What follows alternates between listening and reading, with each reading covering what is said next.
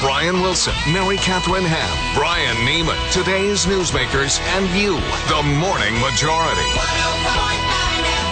105.9 AM 630. WMAL. 7:37 on the Morning Majority. Brian Wilson, Brian Neiman, Mary Catherine Ham here. And we've got KT McFARLAND, Fox News contributor, national security analyst. How's it going, KT? Everything's great. Thank you. Good. Glad to hear from you.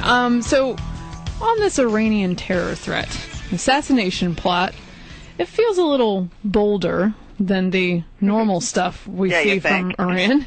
And so, two thoughts on the boldness of the action, and two, why did we find out about it yesterday?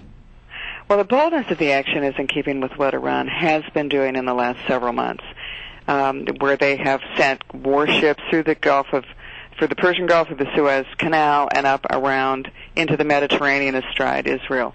They've also talked about wanting to send warships across the Atlantic, refuel in Venezuela, and go into the Gulf of Mexico to threaten us. We know that their nuclear weapons program continues apace. We know that their missile program continues apace. We know that their suppression of their own democracy, Arab Spring movement, continues apace. So Iran is, not only through its own actions, but through the actions of its surrogates like Hezbollah and Hamas, is ratcheting up the steam. It's really ratcheting up the tensions in the Middle East and trying to take advantage of what's going on there. But this represents a whole new thing. And to me, it's not so much what are they doing, is to me this is new war, okay? This is 21st century war. In the good old days, we declared war. We went to one nation attacked another nation. One army and one nation state went to war with another. But in this case, whether it's Iran or Pakistan, the states, the nations, they don't go to war anymore. They just send out assassins. They send out terrorists. That way, they don't have to be blamed for it. That way, they can do what they want to do, and nobody retaliates. And we got to figure out how to deal with this, because it doesn't mean that that we're going to go invade Iran right now. We don't need another war in the Middle East, and we need to have some kind of proportionate response. All right, but why an assassination attempt, and why after, Saudi Arabia? I mean, why even get them involved? I realize they don't see eye to eye, Sunni Shiite thing. I think they're sending a signal. Iran is sending a signal that we're on the move, don't stop us. Now, because, look, they can't kill Saudis in Saudi Arabia. They probably can't kill Israelis in Israel. So where can they kill them? Somewhere else in the world. It would have been a whole lot easier to try to assassinate Saudi and Israeli diplomats in some third world country. But they chose Washington. Why? Because they wanted to send a signal to Saudi Arabia, Israel, and the United States. Don't mess with us, Iran. We can come into the heart of Washington, D.C. and do what we want. Saudis, we can threaten the diplomat who is most beloved by the king and the royal family, the guy who is the rising star in Saudi Arabia. We can go after him. And they're saying to Israel, you do something wrong and we can do something to you too.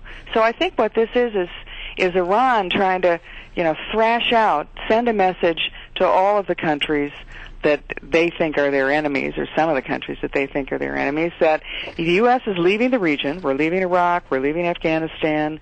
We're war-weary, and Iran wants to take our place. All right, so based on the sketchy information we have at our disposal right now, do you think it's possible that this plot could have been underway without higher-ups inside the Iranian government knowing about it? I mean, you think it's a coincidence? No, I mean, do you think that it was the Quds acting alone? The Quds Force. The Quds Force isn't just the military. The Quds Force really is a bigger operation in Iran. It's their military-industrial complex. I find it very hard to believe that something this bold is done by... It doesn't have some kind of approval higher up within the Iranian government. But again, it'll be like the ISI, the intelligence service in Pakistan, where we know they've been keeping Osama bin Laden in a safe house. They know that we know that. It's just that they have plausible deniability. They can say, oh, we weren't that. That wasn't us. That was, some rogue elements. That wasn't us. And that's what we've got to wrap our mind around, is that this is 21st century warfare. None of these countries can defeat us militarily. So what are they doing? They're trying to play by different rules. They're trying to play by no rules. And we've got to figure out how to deal with that. All right, so how do we deal with it? I think we deal with it a whole bunch of things. I think we use the economic weapon. Some senators are suggesting what we do is we do to Iran what we've done to North Korea. Take the Iranian central bank out of the international banking system. It'll cause chaos with their own currency. The other thing we do is go to try to reset relations with Saudi Arabia.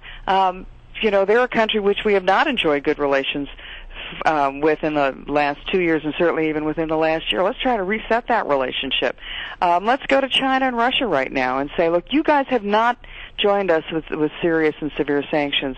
Look at what this world is coming to. It's time for you to stand on the side of sanctions against a world criminal. And then I think there are other things that we can do behind the scenes. We can certainly, in front of the scenes, do what Reagan did with Poland before the Iron Curtain came down, and give voice to the Iranian reformers who are rotting in jail right now.